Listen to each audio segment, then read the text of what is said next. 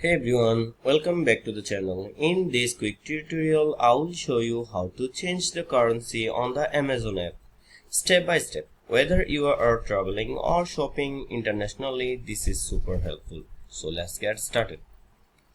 First, open the Amazon app on your phone and make sure you are logged into your account. Now tap on the menu icon, that's the three horizontal lines, and scroll down to select settings. Under settings, tap on country and regions. Here you can change your country and region, and the currency will update automatically to make that location. So if you select the United Kingdom, the currency will switch to GBP. For the US, it will be USD, and so on. Once you have selected your country and currency, tap done and save.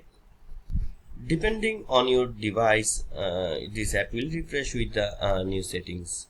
Then to double check that it worked, browse any product. You should now see prices listed in your new selected currency. For example, euro for euros, rupee for Indian rupees.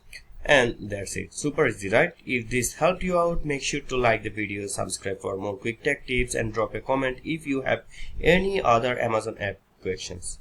Thanks for watching and happy shopping.